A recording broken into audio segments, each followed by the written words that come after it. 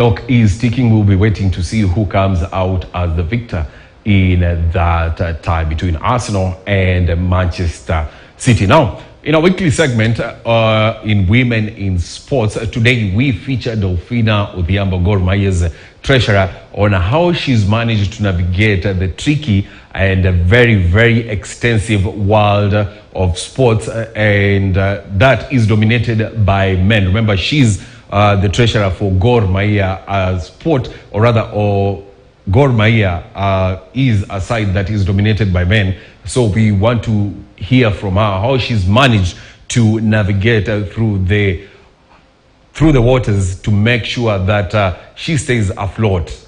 This is the story of Dolfina Odhiambo. My name is Dolfina Achieng Odhiambo. I am the HR manager for Indra Limited, which is an IT company, which has its home base in Spain, but in Africa, this is the headquarters where I am at. Other than that, on the sporting side, I am the treasurer for Gor Mahia Football Club. How well do you think sports need to be managed in this country, and how can many women join sports? Ideally, we should have space, because our constitution is very clear. You know, there is the one-third gender rule, which is practiced like almost in every organization. So there is no reason why in the sports arena we should not have it, you know. But I think we will need probably the government to, you know, to stamp its authority and protect the women, because we can have all these beautiful offices, but if we are being looked down upon, or we are not being given a chance to do what we're supposed to do, it becomes very tricky. And again, you cannot start fighting with men. It will be crazy. What challenges have you encountered in this male-dominated field? I really don't think much. There are many other challenges, because if you have the capacity to do a job, that's all that matters. You know, you go, you do it, you execute it to your best ability, and you know, the rest is history. But when you're not given space, when you're not given an opportunity to just, you know, do your thing, that is where the problem is. Yeah, and I think some also could be motivated by interests. You know, some are not really. It's not really looking down per se, but interest. You know, I want to be the boss, or I want to, you know, be the one with the final say. But when you're in a committee, or you're in for example, an executive committee, which I am a member, there shouldn't be this issue of I want to be the boss, because you're all equals, right? As much as, yes, we have the chairman, we have given somebody the position of chairman, he's supposed to listen to us and, you know, be like, almost like a judge. So, but you find that when the others have overpowered him, unapata sasa pia yeye anakuwa tu mmoja wao. So it becomes really tricky. But other than that, I don't think there's any other challenge, because it's not like when ladies they have to run, for example, they have to be competing, and maybe they have these cramps, they have to deal with, and all that kind of mess. No, it's just like, for me, it's just like any other job. Yeah. And how does it feel to just be in the position that you are in right now? How do you feel? Speak to us about your experiences and everything that happens that we don't see, we don't get to see, or our viewers don't get to see.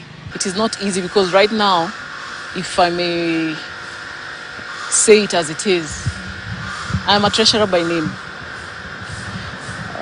So most of the tasks that I was doing I'm no longer doing, simply because my counterparts, or rather my colleagues, are the ones doing them.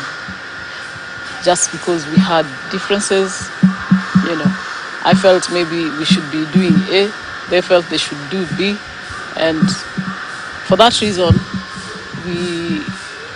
we did not see eye to eye, and they decided to sideline me.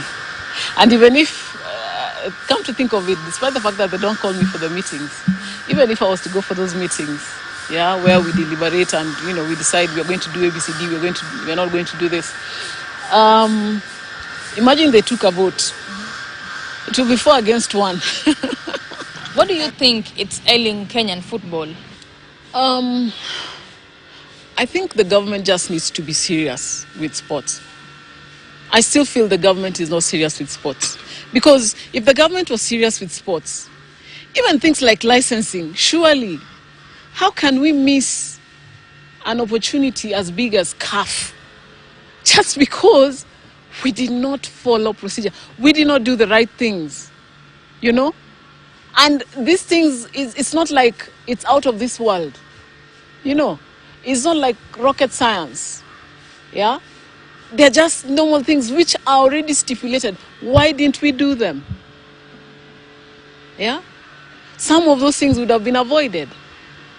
For example, if we did not insist on employing foreigners, the same foreigners who have taken the club to FIFA and CAF, we would be playing in the CAF.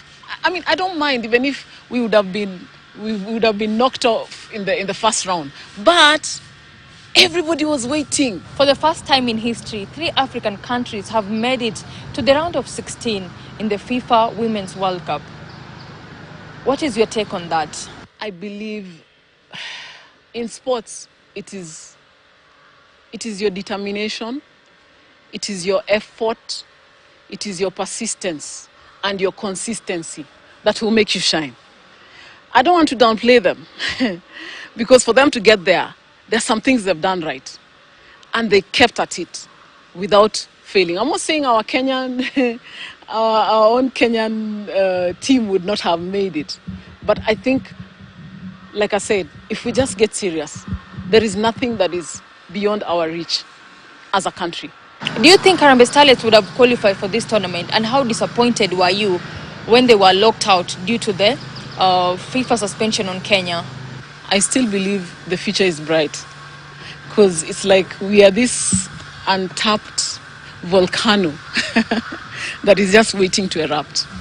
Yeah, it will just need some little igniting and we shall be up there. So I would want to encourage the ladies, our ladies, not to give up hope. Hope is still alive, and it's just a matter of time. I believe when we have the right leadership in place, we have the right people who have sports at heart, we are going places. How does it feel to manage a male-dominated sport, and what has it taken you to just succeed or be where you are right now? In the beginning, it was really tough, but